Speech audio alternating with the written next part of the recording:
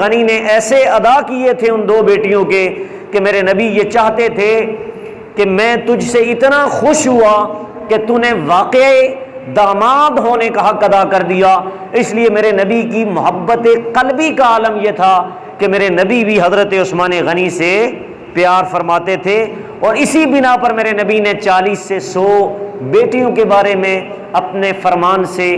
واضح کر دیا کہ اگر ایک نہیں 100 بیٹی بھی ہوتی تو یکے بعد دیگرے میں تجھے تیرے نکاح میں دیتا. یہ تو 2 بیٹیاں تھیں. تو اس سے یہ بھی پتہ چلتا ہے کہ اللہ کے نبی بھی سیدنا عثمان غنی سے پیار فرماتے ہیں. حضرات محترم، میں نے قرآن مجید کی سورہ الفتح کی آیت نمبر 10 جو پڑھنے کا شرف حاصل کیا، اس میں اللہ رب العزت نے خود سے سیدنا عثمان غنی رضی اللہ تعالیٰ عنہ کی عظمت کو بیان فرمایا ہے. اور کس انداز میں بیان فرمایا کہ اس سورت کے اندر اس آیت نمبر 10 میں بیت رضوان کا تذکرہ فرمایا میرے رب نے. اللہ رب العزت نے قرآن مجید کے اندر ارشاد فرمایا ان الذین، بے شک وہ لوگ یبایعونک، کہ جو تیرے ہاتھ پہ بیعت لے رہے تھے ایک درخت کے نیچے. ایک درخت کے نیچے اللہ محبوب سے فرما رہا ہے، امام الانبیاء سے فرما رہا ہے، اے پیارے مصطفیٰ بے شک جو لوگ تیرے ہاتھوں پر بیعت ہو رہے تھے، کہاں پہ؟ درخت کے نیچے. تو وہ یہ نہ سمجھیں وہ تیرے ہاتھوں پہ بیعت ہو رہی تھی. فرمایا انما یبایعون اللہ، وہ تو اللہ پر بیعت ہو رہے تھے، وہ اللہ کی بیعت لے رہے تھے، وہ اللہ سے بیعت ہو رہے تھے. تو اب یہاں پر سوچنے کی بات یہ ہے کہ سامنے مصطفیٰ بیعت کر رہے ہیں لوگوں کو، اور رب اپنی طرف نسبت کر رہا ہے کہ سونے یہ تجھ سے بیعت نہیں لے رہے، یہ تو میرے سے بیعت لے رہے ہیں. تو اس سے یہ پتہ چلا اس آیت میں کہ اللہ رب العزت نے فعل مصطفیٰ کو فعل خدا قرار دیا. بیعت کرنا فعل مصطفیٰ ہے، اور میرا رب فرماتا ہے مصطفیٰ میرا پیار تجھ سے اتنا ہے کہ تیرے ہاتھ میرے ہاتھ ہیں، تیرا بیعت کرنا میرا بیعت کرنا ہے. یہ جو تو لوگوں کو بیعت فرما رہا ہے، یہ تو بیعت نہیں فرما رہا، میں رب بیعت فرما رہا ہوں. تو اس سے یہ پتہ چلا کہ رب کا مصطفیٰ سے تعلق قلبی کتنا ہے، تعلق میلان کتنا ہے، کہ رب مصطفیٰ سے پیار کتنا کرتا ہے. کہیں تو قول مصطفیٰ کو رب اپنا قول کہتا ہے، کہیں تو رب محبت مصطفیٰ کو محبت خدا کہہ رہا ہے، کہیں قرآن میں اطاعت مصطفیٰ کو رب اطاعت خدا کہہ رہا ہے، اور کہیں تو رب عمل مصطفیٰ کو عمل خدا کہہ رہا ہے. اور اس آیت میں عمل خدا کو رب عمل مصطفیٰ کہہ رہا ہے. عمل بیعت کرنا میرا مصطفیٰ کا تھا، رب کہتا ہے نہ سونے انما یبایعون اللہ، وہ تو بیعت نہیں کر رہا تھا، میں کر رہا تھا. اور آگے یہاں تک بات میرے رب نے ختم کر دی. رب نے کہا سونے بیعت ہوتی ہے ہاتھوں سے. اب جا کر واضح طور پر میرا رب فرماتا ہے ید اللہ فوق ایدیہم، سونے یہ جو تیرے گورے گورے ہاتھ ہیں نا، جن پر لوگ بیعت ہو رہے ہیں، صحابہ بیعت ہو رہے ہیں گورے گورے ہاتھوں پر، اے میرے محبوب یہ گورے گورے ہاتھ تیرے ہاتھ نہیں ہیں بلکہ یہ میرے ہاتھ ہیں. تو رب یہاں پر بیت مصطفیٰ کو بیت خدا کہہ رہا ہے، اور دست مصطفیٰ کو دست خدا کہہ رہا ہے. ہاتھ کو رب مصطفیٰ کے ہاتھوں کو اپنا ہاتھ کہہ رہا ہے. تو حضرات محترم یہ بیعت کس مسئلے پر ہوئی یہ بھی سمجھیں. شان نزول اس آیت کا یہ ہے کہ حضور نبی کریم علیہ الصلوۃ والسلام کے ساتھ 10,000 اور ایک روایت کے مطابق 1,00,000 صحابہ کرام عمرہ کرنے کے ارادے سے مکہ مکرمہ کی طرف روانہ ہوئے. 1,00,000 صحابہ کرام. جب آپ صحابہ کرام کے ہمراہ حدیبیہ کے مقام پر پہنچے تو حضور علیہ الصلوۃ والسلام نے سیدنا عثمان غنی رضی اللہ تعالیٰ عنہ کو قریش مکہ کی طرف ایک قاصد بنا کر پیغام پہنچانے والا بنا کر انہیں بھیجا کہ جا کر مکے والوں کو قریش مکہ کو آپ پیغام پہنچائیں اور انہیں جا کر آپ کہہ دیں کیا کہ ہم لڑنے اور جنگ کرنے کے لیے نہیں آ رہے ہیں، ہم جنگ کرنے کے لیے اور لڑنے کے لیے نہیں آ رہے، ہمارا ارادہ نہیں ہے، ہم فقط اللہ کے گھر کا طواف کرنے کے لیے آ رہے ہیں۔ یہ میرے مصطفیٰ کریم کا قاصد جس کو بنایا گیا وہ سیدنا عثمان غنی تھے۔ 1,00,000 صحابہ کرام حدیبیہ کے مقام پر رکے اور رک کر مکے کی جانب انہیں روانہ کیا قاصد کے طور پر کہ عثمان جائیے اور وہاں کر قریش مکہ کے لوگوں کو جا کر یہ بتائیے، یہ پیغام سنائیے کہ ہمارے نبی حدیبیہ کے مقام پر کھڑے ہیں، کئی صحابہ کھڑے ہیں، اور میں حضور کی طرف سے قاصد بن کر آیا ہوں کہ ہم مکے مدینے میں گھر کے لیے، مکے کا گھر اور بیت اللہ شریف کے ہاں اس لیے آ رہے ہیں، ہم عمرہ کرنے کے لیے آ رہے ہیں، جنگ وغیرہ کرنے کے لیے نہیں آ رہے۔ جو ہی سیدنا عثمان غنی نے ان لوگوں کو یہ پیغام پہنچایا مکے میں جا کر، تو سب وہاں کے قریش مکہ جو بڑے بڑے سردار تھے کافروں کے، انہوں نے کہا جی عثمان یاد رکھنا اس سال ہم نہ تیرے نبی کو طواف کرنے دیں گے، عمرہ کرنے دیں گے، اور نہ اور لوگوں کو، صحابہ کرام کو یعنی کہ عمرہ کرنے دیں گے۔ یہ پکی ہماری بات ہے کہ ہم اس سال تمہارے نبی کو بھی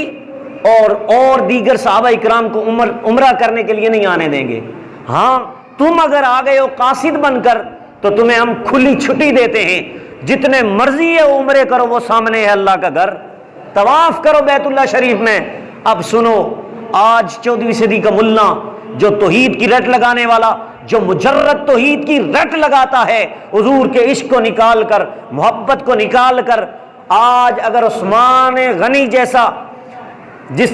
عقیدہ سنیے کہ اگر عثمان غنی کا یہ عقیدہ ہوتا کہ حضور رسول اللہ کو چھوڑ کر عبادت کرنی ہے، عبادت کرو، گھر کا طواف کرو، عمرہ شریف کرو، اس کو کتنا بڑا ثواب ہے، مصطفیٰ کو چھوڑ کر اگر عثمان طواف کرنے پہ لگ جاتے تو قیامت تک توحیدی ملا اٹھ کر یہ کہتا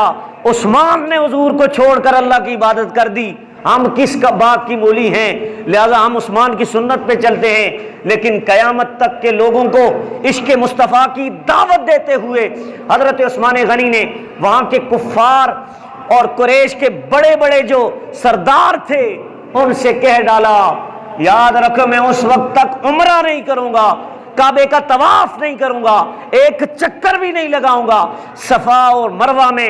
سعی نہیں کروں گا اس وقت تک جب تک میرا نبی آگے ہو کر یہ کام نہ کرے۔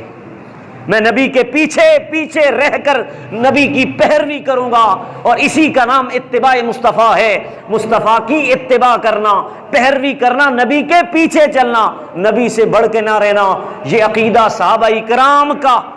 تھا، اور حضرت عثمان غنی نے وہاں کیا کیا کہ ٹکرا دیا، اور وہاں پر ارد گرد جو مسلمانوں کے مکان تھے مکہ شریف میں انہیں جا کر انہیں دعوت دی کہ عنقریب اللہ رب العزت ہمیں یہ پاور عطا کرے گا کہ عنقریب مکہ جو ہے فتح ہو جائے گا۔ کیا ہو جائے گا؟ مکہ فتح ہو جائے گا۔ اور وہاں جب خوشخبری سنانے کے لیے گئے تو رشتہ دار تھے، ان کے عزیز و اقارب تھے مکے میں سیدنا عثمان غنی کے، تو اس میں ٹائم لگ گیا۔ تو ٹائم لگنے کی وجہ سے ادھر حدیبیہ کے مقام پر فقط ان کو قاصد بنا کر بھیجا گیا تھا، قاصد بنا کر بھیجا گیا تھا۔ یہاں کسی نے افواہ پھیلا دی کہ وہاں مکے نے کفار اور مشرکین نے سیدنا عثمان غنی رضی اللہ تعالیٰ عنہ کو شہید کر دیا، اس لیے کافی دیر ہو گئی ہے، وہ واپس پیغام لے کر نہیں آئے جو ہم نے پیغام بھیجا تھا۔ جب افواہ پھیلی تو یہاں پر مسلمانوں میں ایک جذبہ پیدا ہو گیا، مسلمانوں کے دل میں قتل عثمان کا بدلہ لینے کا جذبہ پیدا ہو گیا۔ ہر مسلمان ڈٹ گیا، ہر صحابی ڈٹ گیا کہ ہم عثمان غنی کا بدلہ لیں گے، ہم نے تو انہیں قاصد بنا کر بھیجا تھا، اور ہم یہ کہنا چاہتے تھے کہ اس سال ہم عمرہ کرنے کے لیے آئے، کوئی جنگ کا ارادہ نہیں ہے، کوئی غزوے کا ارادہ نہیں ہے۔ تو اس لیے انہوں نے کیا کیا، وہاں حدیبیہ کے مقام پر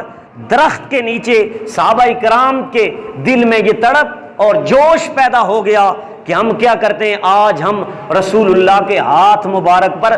بیعت کرتے ہیں کہ ہم سیدنا عثمان غنی رضی اللہ تعالیٰ عنہ کے قاتلین سے بدلہ لیں گے، کہ انہیں قتل کر دیا گیا۔ یاد رکھیے یہاں پر ایک اور سوال پیدا ہوتا ہے، لوگوں نے سوال کیا کہ نبی اگر علم غیب جانتا ہوتا تو وہاں پہ بیعت کیوں ہوتی، ہاتھوں پہ بیعت ہوتی، اور نبی بیعت لے رہے ہیں، ٹھیک ہے جی بیعت لے لو کہ ہم مر مٹ جائیں گے، ہم بدلہ لیں گے، قصاص لیں گے، حضرت عثمان غنی کے قاتلین کو قتل کر دیں گے۔ ایک مذہب اٹھا، اس نے کہا نبی کو علم غیب ہے ہی نہیں ہے، اگر نبی کو پتہ ہوتا معاذ اللہ تو پھر نبی بیعت کیوں کرتے صحابہ کرام کی کہ ٹھیک ہے چلو ہم اس کا بدلہ لیں گے۔ یاد رکھو، سنو میرے نبی کی ایک اور حدیث،